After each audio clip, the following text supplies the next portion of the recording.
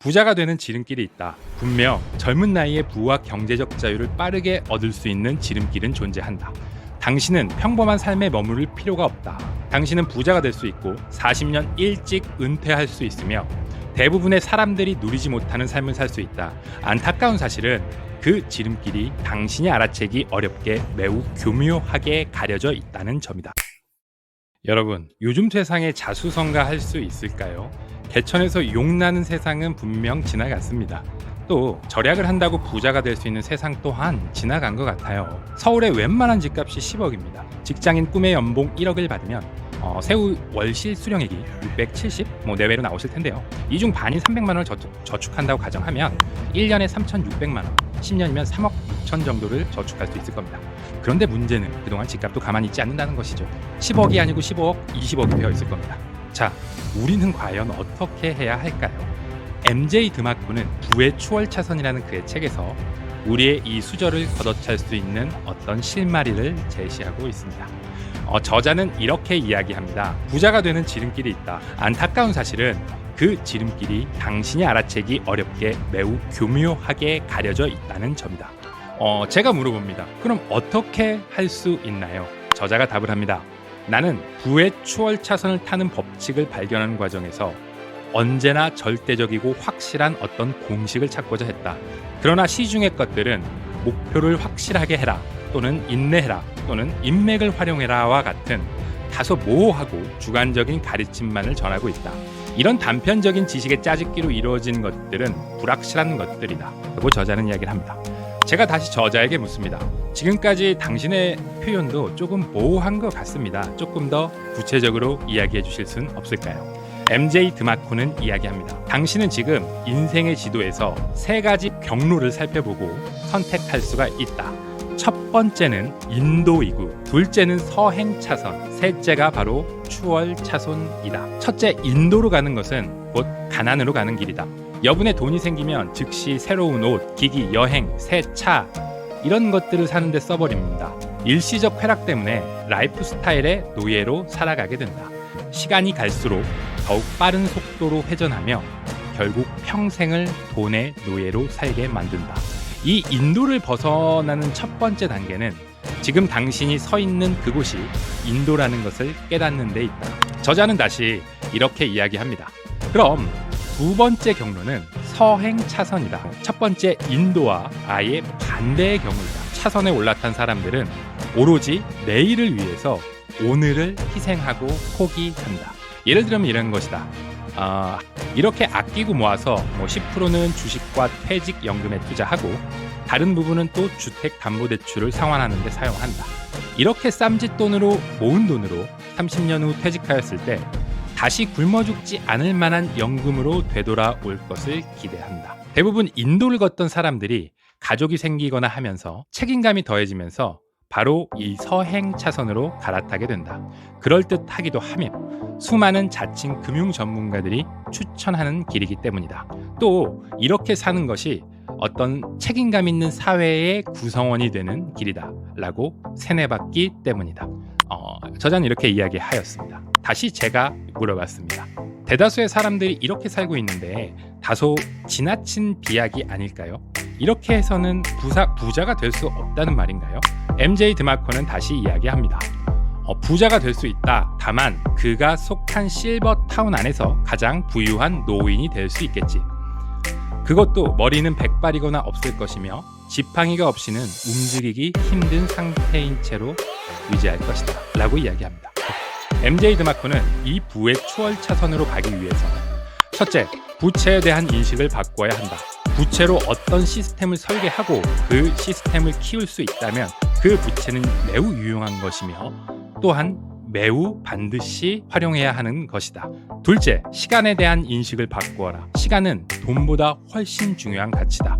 결코 나의 시간을 돈과 1대1로 맞바꾸지 말아라. 셋째, 교육에 대한 인식을 바꿔라. 배움을 멈추는 즉시 성장도 멈출 것이다. 여정을 무사히 마치려면 지식과 의식을 계속해서 확장시켜야만 한다. 넷째, 돈에 대한 인식을 바꾸어야 한다. 나로 인해 감명받은 사람의 수가 곧 내가 벌어들이는 돈이다. 내가 만들어낸 가치를 반영하는 것이며 내 사업 시스템과 투자를 통해서 이 돈을 얻어야 한다는 생각을 하여야 한다. 표현하자면 근로소득이 아니다. 이런 말이겠네요. 자, 이렇게 4가지 인식을 바꿨다면 조금 더 구체적인 방법인 5가지 씨앗을 심는 방법에 대해서 저자는 이야기합니다. 이 5가지 씨앗, 5가지 방법에 대해서 저자는 구체적으로 이렇게 이야기를 합니다. 첫 번째 씨앗은 바로 임대소득 시스템을 갖추는 것이다. 흔히 알고 있는 그게 맞는 겁니다. 부동산, 장비 등을 대여함으로 얻을 수 있는 이런 소득을 말합니다. 앞에 매운맛 치고는 좀 진부한 그런 방법인데요. 사실 부동산 임대소득은 만고불변의 부자들의 1순위 자산인 것은 MJ 드마코조차 부정할 수 없다는 사실인 것 같네요. 자, 5가지 씨앗 중에 2번째 씨앗은요, 컴퓨터 소프트웨어 시스템입니다. 소프트웨어에는요, 어떤 플랫폼, 어플리케이션 등이 있는데요. 이것들은 무한히 복제가 가능하고 또 개발이 딱 완료되는 순간 24시간 일을 하면서요, 또 불평불만도 없고 게으름을 피울 여지도 없는 것들이라 저자는 말합니다. 이 저자가 든 예시가 이런 예시가 있습니다. 아이폰 어플리케이션으로 한 달에 $60만 긁어 모은 니콜라스라는 사람의 이야기인데요.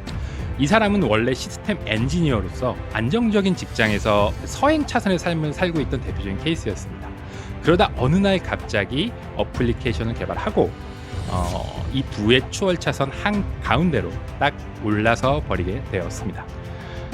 니콜라스는 이렇게 어플리케이션을 개발했습니다.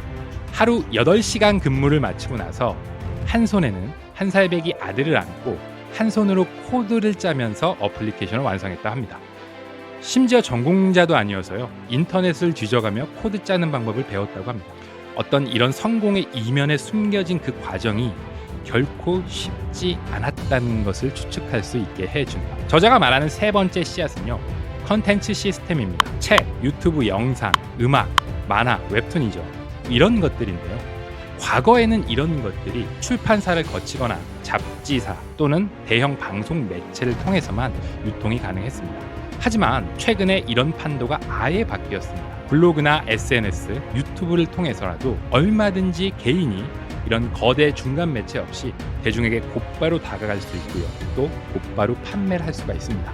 또 대중들에게 그 SNS 자발적인 어떤 홍보 효과도 있어서요. 예전처럼 이런 것들을 하려면 예전에 이렇게 했죠. 책은 최소 몇백 부 인쇄하니까 얼마가 든다.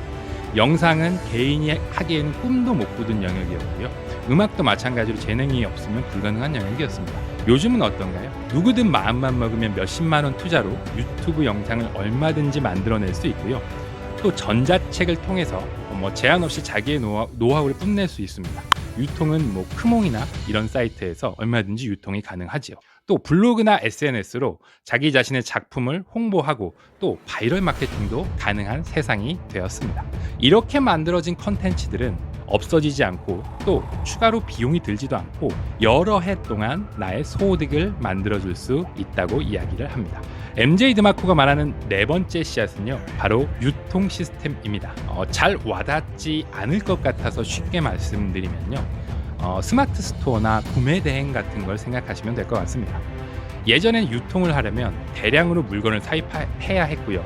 창고를 확보하고 가격 경쟁을 해서 우위에 놓여야만 이 유통 사업이 가능한 사업 구조였습니다. 때문에 초기 투자 비용도 만만치 않았고 그에 따라 리스크도 굉장히 높았습니다. 하지만 최근에는 아예 이 산업의 구조가 바뀌고 있습니다. 구매 대행이나 스마트 스토어로 인해서 초기에 내 물건을 단 하나도 사입하지 않고서도 이 유통 사업에 진입할 수가 있게 되었습니다.